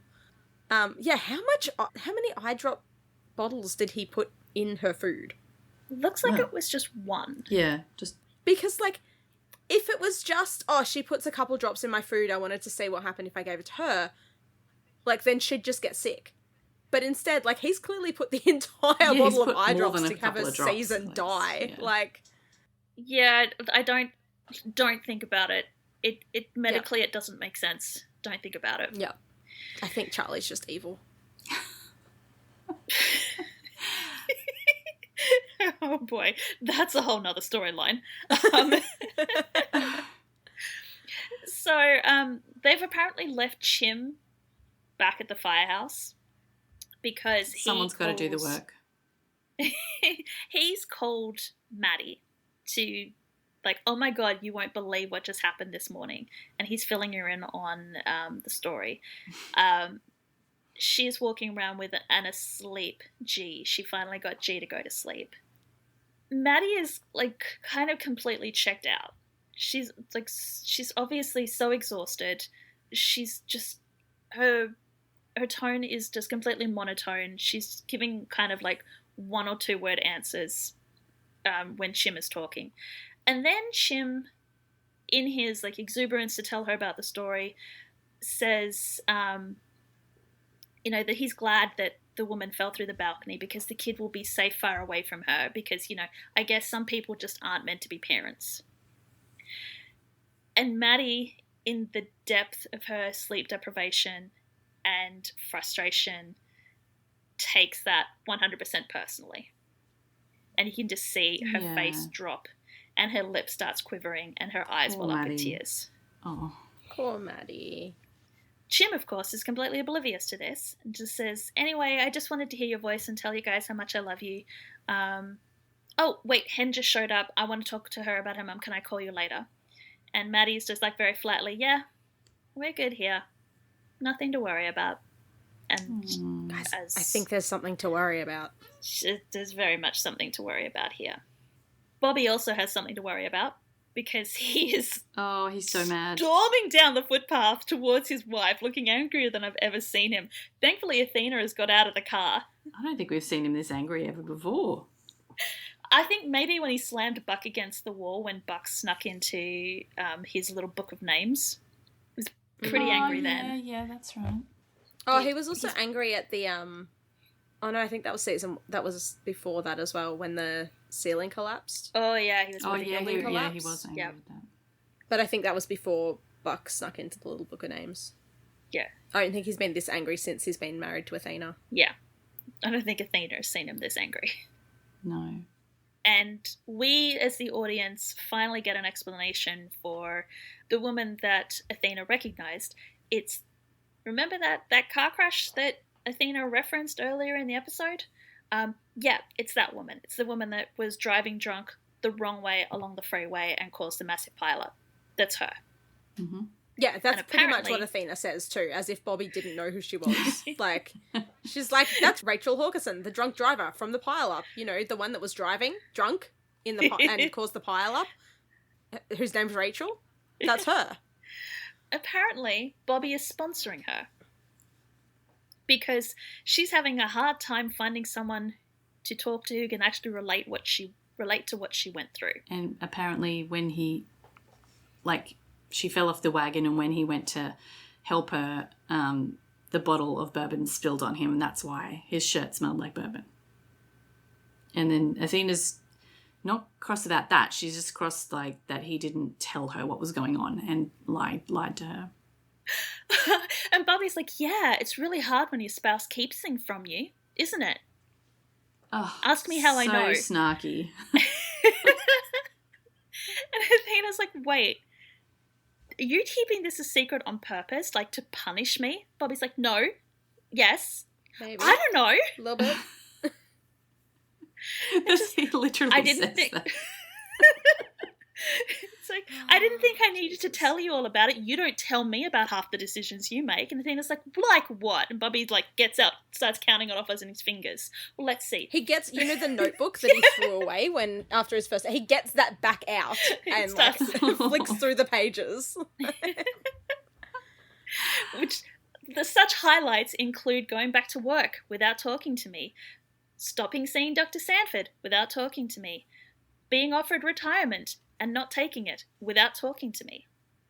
And then I was like, I didn't think I needed to ask you for permission. And Bobby's like, you don't have to ask me for permission, but it would be nice if I was a factor or a consideration for you making those decisions. It doesn't even cross your mind to include me in those conversations. We're supposed to be partners, but the truth is you don't want a partner. You don't want a partner on the streets. You don't want a partner in the sheets. Oh, it's weird that he used that exact phrase. He should have said that. Yeah, I definitely heard that. But she's used to doing things on her own, and that's who I am, and you knew that when you married me. And Bobby's like, well, I thought that eventually you would start to trust me. Blah, blah, they have a bit more of an argument, and then they decide that Bobby says that we're not partners because that's how you want it, and storms off.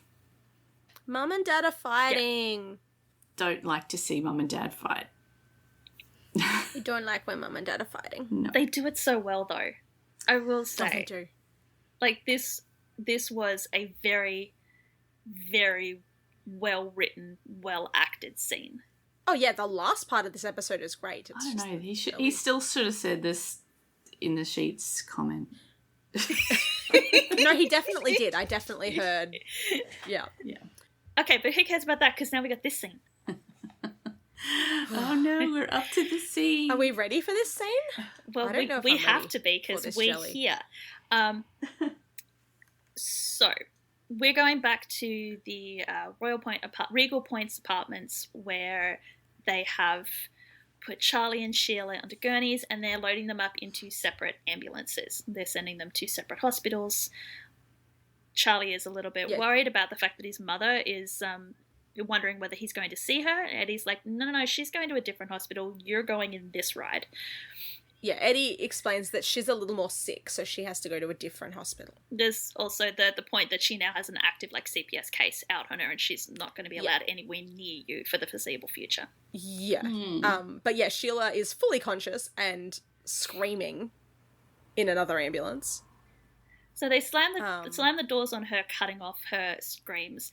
Both ambulances start to pull out. And then the cameraman is extremely excited about this because he starts spinning around and around and around in circles. Which is yeah. Here's the thing. It's very dramatic, And I think it fits well with the drama of what's about to happen, but it telegraphs the drama so much because they have never ever used this kind of shooting style before. And so you're like, oh my God, like we're spinning, we're getting a 360 view of everything that's happening in the streets. Why are we suddenly getting this particular, like, what is going to happen? This is so different. This is so new. What's going to happen? I think it would have been more impressive and more affecting if they'd just done a normal, like, shoot to camera. And then have the next I didn't notice that anything was different. I really liked... Yeah, I really like the way that it's done because it does, as I said, like it's an actual visceral reaction that I have. Like as soon as it starts spinning, like now. But how many times have you watched this scene? But the first time I saw it, I did not ping. Like, oh, something's about and I knew about this scene. Like this scene was what got me into the show. I'd seen it on Twitter, like all over Twitter when it happened. And I still didn't ping because I was half watching. Like it's a network show. Yes, it's the second last episode. It's kind of the ending scene of the episode. So you're just not really it's literally the end of the episode. And so I was like half watching. Like mum and dad just had a fight. Maddie's clearly not doing well.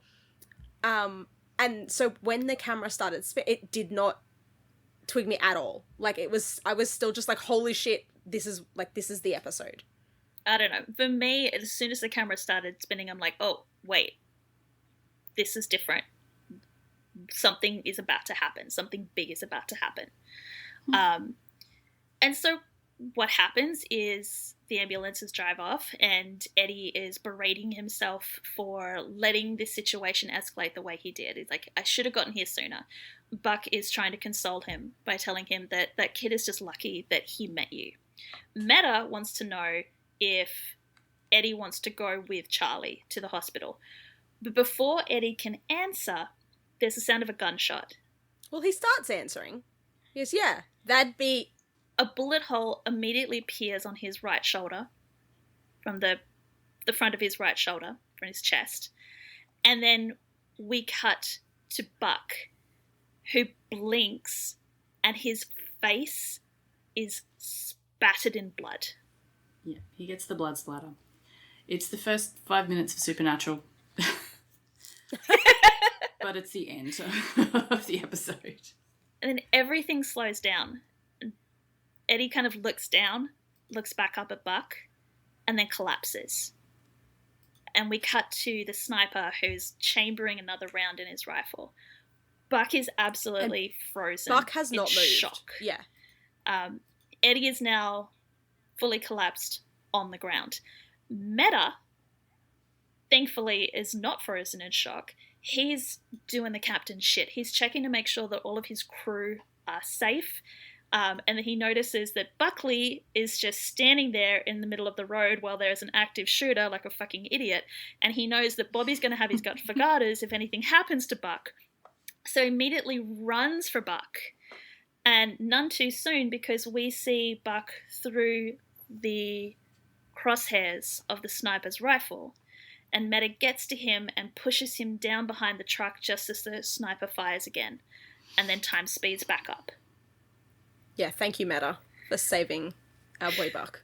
Yeah, although the bullet pings off the side of the truck, so it may not have wouldn't have hit got him anyway, but still. Yeah, let's not think about that too hard, shall we?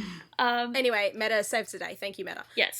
Time speeds up. Everyone is freaking out. The 133 are running around both for cover. They're getting cover. They're on the radio going, shots fired, shots fired. They are looking for the active shooter as well because they need to know where the shots are coming from so they know which angle to hide from. Meta is literally pinning Buck to the ground with his body, like hand on his head, holding him down. Probably because he knows Buck, because he's dealt with Buck at the hand sanitizer factory, and he knows what Buck is capable of doing, and he's like, fuck this, you are not going out there while there's an active shooter.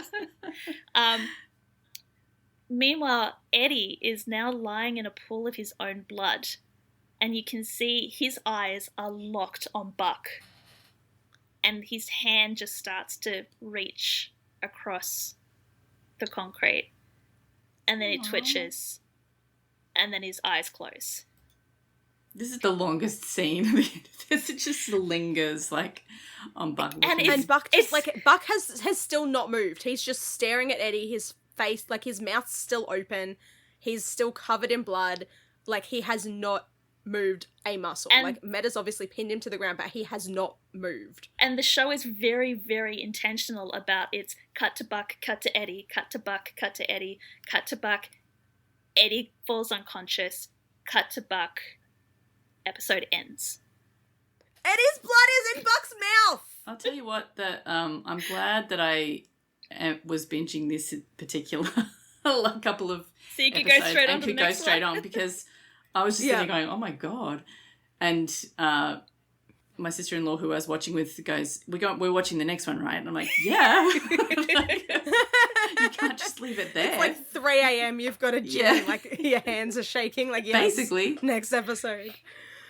Yeah, I'm like, okay. But oh my god, the way that it's filmed, the way that his blood is in his mouth. Yeah, canonically, Buck has tasted Eddie's blood.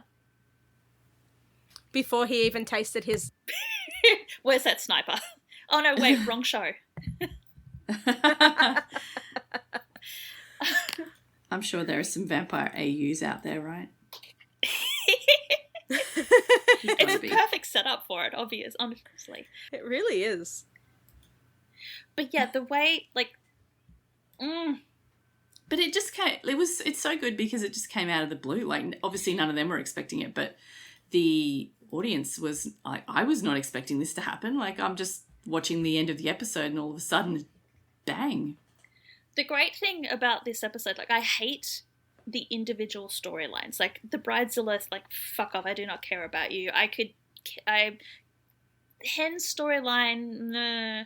But the episode is paced so well that by the time you get up to this scene with the conclusion of Charlie's, you're not sitting there going, oh, it's like 42 minutes, this is the end of the episode.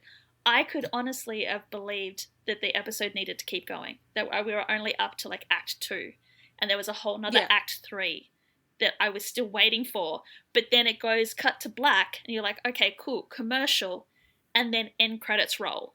And you're like, wait, that's the end of the episode? No, you need to tell me what's going to happen next. Yeah. The pacing of the episode was excellent to set you up for that absolute shock of... Because it's interesting because it's sort of almost medium stakes throughout the whole episode. So, like, we have... Like, we know that it's building to something, but we're like, oh, it's the second last episode. Like, it won't happen till next week. So, like, we're building... Like, Hen's mum obviously, like, ends up in hospital. And it's like, oh, shit, like, is she okay? Okay, she's okay. Then we're building to the Athena thing, and we're just like, oh shit, like, what's going on with Bobby and Athena? And then that, like, comes to a head, and we're like, oh shit, like, this is going to be bad next week. And then we have Maddie who's losing it. We're just like, oh shit, like, what's happening next week with Maddie? And then the shooting happens. And it's like, oh shit! Was not expecting that. Like, but even with, like, the Bobby and the Athena stuff, I was expecting that to be resolved this episode. Because I did not realise that we were already at the end of the episode. I was thinking, okay, we're going to come back after commercial and we're going to, like, finish. Like, there is still going to be more to this episode, and there was no more to this episode. Yeah. I wasn't expecting anything because, honestly, by the time we got to here, I'd had quite a few gins, and I was like, oh, okay. And then we're like, okay, there's only one more episode to go in the season? Like, really? That's it? So, yeah, I was shocked. My flabbers were gasted. They were indeed, yes. I still remember when this episode aired, like, it was all over Twitter. I bet, yeah. And this is what, like, this is what made me pay attention to the show. And I think I've said before, I knew about Lone Star because I knew about the Rob Lowe firefighter show. I didn't realise that this was a different one. Yeah. And so it took me a while to work out what the fuck show it was. And then when I, like, did the reading on it, I was like, okay, I'm not watching until it becomes canon because I've been through this before. Like, I've seen this film before and I didn't like the ending. Mm-hmm. Literally. Thanks, Supernatural, who, by the way, it's their 20th birthday. Happy birthday, Supernatural. Today. Thanks for ruining our lives. Hey, it's brought me a lot Honestly, of friends. Without good Supernatural, we would not be here. That's right. I know. I'm so grateful to Supernatural. So it both ruined our lives and brought immense joy to our lives. That's right. That's it. But yes, so once I worked out that this was not the Rob Lowe show, Thank God. that was a different one, then I just, like, kept up with it via Twitter until I actually, like, started watching it in season 8. No, season 7. But, yeah, like, it's so, like, Meanwhile, I had no It's just- idea it's this was so- happening because I didn't have any spoilers for this at all. Oh, far I've out. heard about this scene. Like, I knew that it happened, but I didn't know that it happened now. I mean, Yeah, I didn't know when it the happened. further on we go in the actual show, the more likely that the things I've heard about are going to end up happening soon, I guess. Yeah. Because there's less episodes in which any of it can happen. But yeah, I wasn't expecting this to happen now. So. No, I didn't think it was until later, but yeah. Yeah. It is not later. It is now. Eddie's bleeding out. Yeah. It's okay. So what is Much like Chim what's was on the happening next sidewalk. week? Next week, Athena, Bobby, and the 118 are on high alert when a sniper targets members of the LAFD. And Maddie makes a decision. Yeah, Maddie is also there. No mention of Athena and Bobby in the. They're on high alert when a sniper is targeting members of the LAFD. Okay, they have to Yeah. forget their differences. Yeah, that's it. For They have a to little bit. put their marital spat aside so that Athena can do some, like, badass gun forensics. That's right. Unsurprisingly, the triggers for next week's episode include gun violence and threats of gun violence, gore in the form of lots and lots of blood, some of which Buck has ingested, injury of a major character via a gunshot, in his mouth! and postpartum depression. His blood is in his mouth! I will never be normal about this. It's nuts. See, It's the thing, gross. like, I don't want to overanalyze that scene because it's absolutely amazing, and the implications of it are absolutely amazing. But I wonder whose decision it was. Like, yeah, Oliver, we're just gonna, like, cover your face in blood. I don't think it makes sense from the trajectory of the bullet and the fact that Oh, it makes no sense. Just don't think about yeah, it. I It's know, fine. because, like, Ryan is shorter than Oliver, so I don't know how the blood was spattering up into Oliver's and the, face. Yeah, and the gun was coming from above. so like, the not bullet was below, so, angling like, it's fine. downwards, so the blood should be sort of on his stomach, which means he would have had to have taken off his shirt, which, that would have been a shame. But no, they've decided, they've gone, oh, no, actually, we want Eddie's blood all over your face. So just, like, stand It's still while we because spray some blood on you.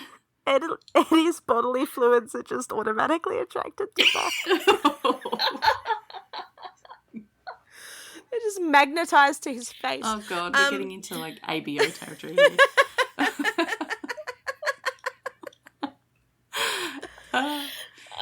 But it's just, who decided that, yeah, that's a totally normal thing to have, one guy's blood sprayed all over another guy's mouth? Like- yeah. Like, they were definitely trying to do it for the cinematic aspect, but it just came off real fucking gay.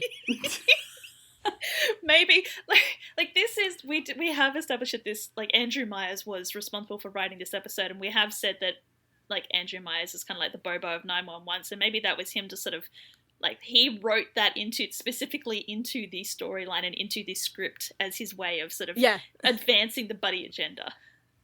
that's it. Like, Eddie's blood is all over Buck, including in his mouth. Buck knows what he tastes like.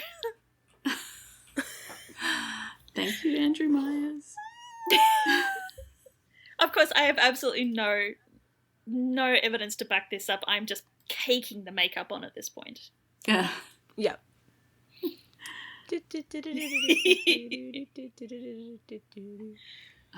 Yep. All right. Do we have any more clowning about this episode to mention, or shall we? Oh, we could probably Can we wrap clown for longer, but I think we're going to save it all for next week. Yeah. Because we're going to be doing, like, high wire. Oh, they will be screaming. Like, it'll be like frame by frame analysis next week. Yeah. Yes. Unfortunately, we're going to have. Actually, we're not going to record for another 3 weeks, so you're just Yeah, I was going to say we're about to have a little like poor break. Chim was lying. Yeah. Just like Oh, Chim was God, you're lying right. for 3 weeks. Now Eddie will be Oh, lying in Eddie a is pool of now blood yeah. for several weeks. Oh no, I've done it again. I don't believe it. This is perfect. Oh my god. Poor Eddie. This was not planned, by the way, but it's so perfect. No, I'm going away next week for like multiple weekends, so it's going to be like.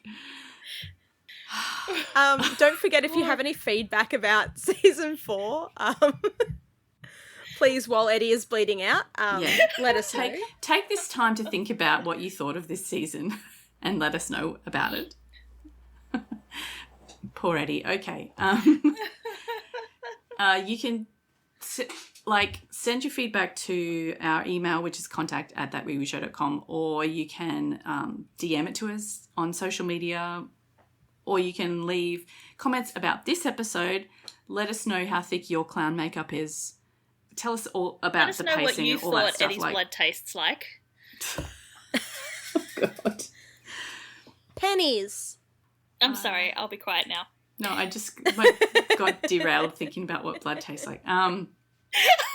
If you have read any vampire AUs that have kicked off from this episode, from Buck drinking Eddie's blood and Eddie secretly being a vampire, please drop the Rex either in the podcasting platform that you're listening to us from, or jump into our social media Actually, that was one thing that we were asking for previously, like if you have any fic Rex in general that don't spoil season 5 onwards, then let us know. So please, vampire AUs or not, please drop us your favourite buddy fics. Try and make sure that they don't spoil season 5 and season 6. However, I will be reading any recommendations that you give us to kind of screen it for Ellen, just to make sure that you can pass them little on to me. details slip through. And we will see if we can convince Ellen to do a mixtape book club podcast buddy edition. Yes. Yeah. Make sure that you go to thatweewoshow.com and you can find all the information about ways to subscribe and ways to get in contact with us there. Thank you for listening, and we will talk to you next time, which will probably be in probably 2 weeks at least. We'll talk to you next time about episode 14, the season finale, called Survivors. See you then. Bye. Bye. 911 is a fictional show, but many of the situations portrayed happen in the real world too. If any of the topics we've discussed in this episode have affected you, please know you're not alone. You can call or text numbers in your country for help. Just Google crisis support in your location to find out the number. If you enjoy our podcast, you can help us out by leaving us a review on Spotify or your preferred listening app, and by sharing our social media posts. Find out more at thatweewooshow.com.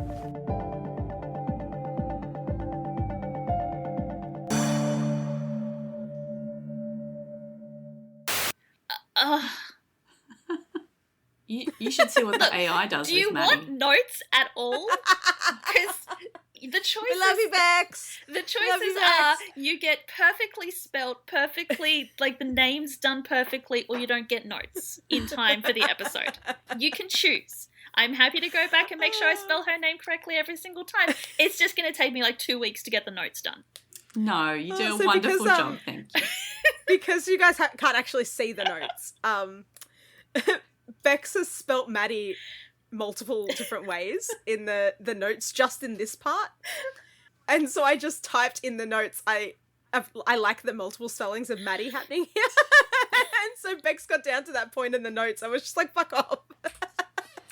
I'm revoking your access to edit the notes. Like, either edit them for good or don't edit them. There you go. Oh, that's better. Right. Before I was so rudely interrupted,